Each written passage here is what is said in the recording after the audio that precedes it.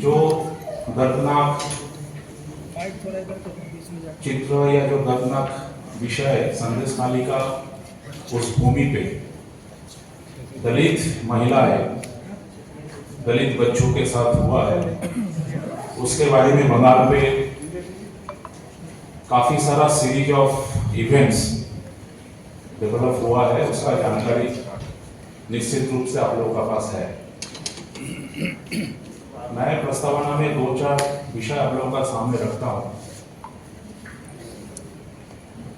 संदेश खाली का जो जियोग्राफिकल लोकेशन है वो नेशनल सिक्योरिटी का पर्सपेक्टिव से बहुत ही महत्वपूर्ण एक जगह है संदेश खाली। जैसे कि आप लोग सब जानते हैं, पूरा सुंदरबन जो एशिया का लार्जेस्ट डेल्टा है, जिसमें कुल मिला के 23 आइलैंड है।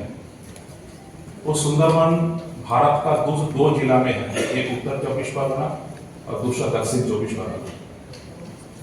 तो जो अपना उत्तर 24 परगना जिला है वो उस जिला में संदेश खाली 2 ब्लॉक लेके है, community development block 1, community development block 2। और इस घटना का जो एपिसेंटर है वो संदेश खाली ब्लॉक 2 में है।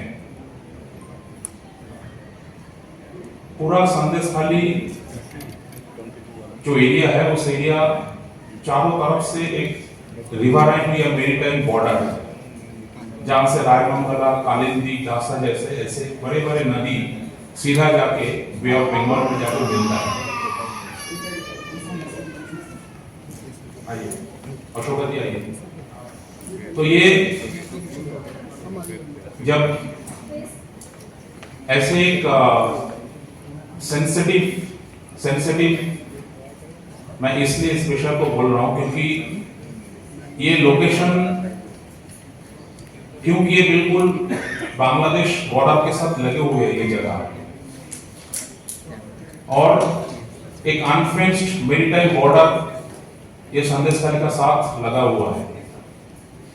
इसलिए लास्ट 10 वर्षों से एक ह्यूज इन्फिल्ट्रेशन इसी रास्ते से हुआ है। और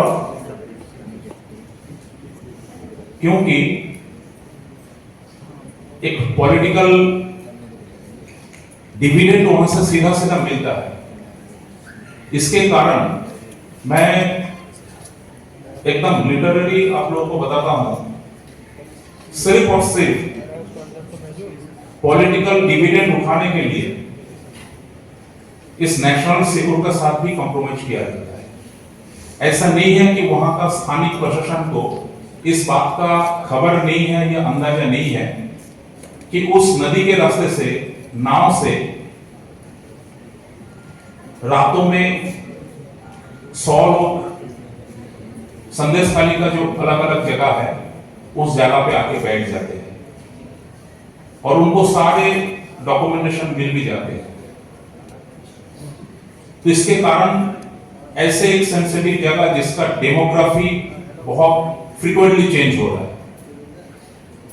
और इस घटना जो हुआ है करीब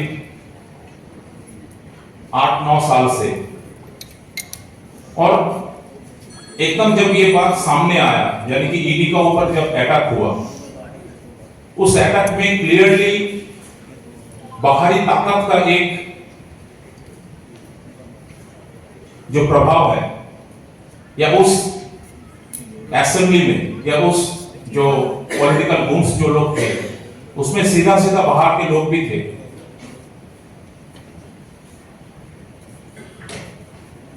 अब शेख शाहजहां ये कोई एक दिन पे शेख शाहजहां बना नहीं है, और इसके पीछे जो एक बहुत बड़ा पॉलिटिकल इन्फ्लुएंस है उसके कारण ये शेख शाहजहां का इतना बड़ा आर्मी बना।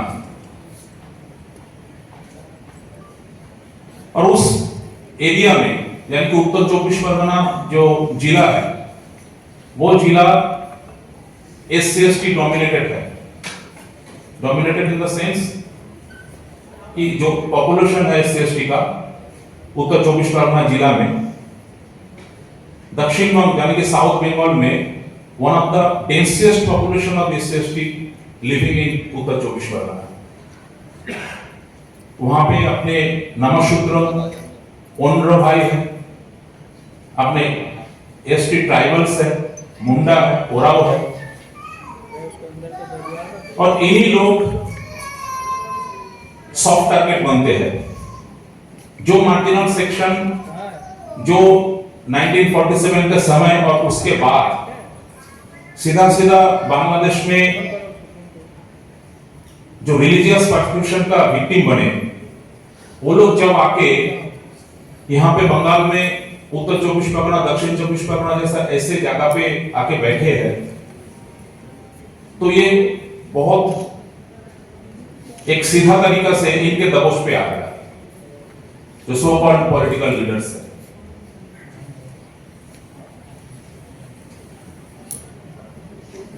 दलितों का लैंड ग्रैबिंग हुआ है, दलित अपने मां बहन के साथ शारीरिक निर्यातन हुआ है, फोर्सफुली ओवरथ्रो हुआ है, जो उनकी जमीन है उस जमीन से उनको जबरदस्ती भगा दिया गया है। जो लीज, उस आदिवासी जमीन का जो लीज उन्होंने लिया था, उस लीज का जब ड्यू या जो पेमेंट इन्होंने मांगने के लिए गया था, तो उसके साथ जबरदस्ती मार पिटाई हुआ है। और जब इतने एट्रोसिटीज इनके अगेंस्ट पे हुआ है, वो बात जब प्रशासन के पास इन्होंने रखने के लिए गया है, तो प्रशासन सीधा बोला कि आप जाके शेख शाहजहां और उसका जो भाई है सिराज और आलमगीर का पास जाओ और समझौता कर लो। और ये एक दो दिन नहीं, 10 साल से यही हो रहा है। और मैं आप लोगों को और बताऊं कि ये संदेशखाली बंगाल पे एक नहीं, ऐसे 20 संदेशखाली कम से कम बंगाल में है, जहां पे रोज दलितों का निर्यातन होता है, दलित मां बहन के साथ फिजिकल असल्ट होता है, और प्रशासन जो है वहां पे they are nothing but mute spectators. आज जो विषय सामने आया, क्योंकि सालों भर जब इनको ऊपर अत्याचार हुआ और प्रशासन की तरफ से जब कोई इनको मदद नहीं मिला, और जब जनवरी का फर्स्ट वीक में ईडी के ऊपर आक्रमण हुआ और शेख शाहजहां जो वहां पे जिसको बादशाह का नाम पे जाना जाता है, क्योंकि सुंदरबन का एरिया है, तो रॉयल बंगाल टाइगर वहां पे मिलते हैं, तो वहां पे उसका जो फैन क्लब है शेख शाहजहां फैन क्लब, वो शेख शाहजहां को बोलता है बाघ है बाघ। कुछ लोग तो उसको फ्रीडम फाइटर भी बोलते हैं, वो जिस पॉलिटिकल पार्टी के साथ एफिलिएटेड है। तो ये जो so called freedom fighter, so called royal Bengal tiger जब भाग गए, तब वहां पे जो निर्यातित नारी है, जो निर्यातित अपने मां बहन है, वो सामने आया अपने हक के लिए। ये एक स्पॉन्टेनियस आउटरीच है उनका। इसके साथ ना कोई पॉलिटिकल पार्टी या ना कोई और संगठन जुड़े हुए हैं। वो सीधा सामने आके अपने हक मांगना शुरू किया। अपने फोर फादर्स का जो जमीन है, जो जमीन उनको मिला था, उस जमीन का हक मांगने के लिए बाहर आए। तो जब बाहर आए तो फिर उनको मार पड़ा। शेख शाहजहां और उसके जो एसोसिएट्स है, वो खुलेआम आर्म्स लेके इनको ऊपर अटैक किए। लेकिन आपने बंगाल की महिलाएं, वो भी देवी दुर्गा और मां भवानी के वंशज है, वो भी बोले कि ठीक है, हम इस लड़ाई के अंत देखेंगे, क्योंकि जो खोना था उन्होंने खो दिए।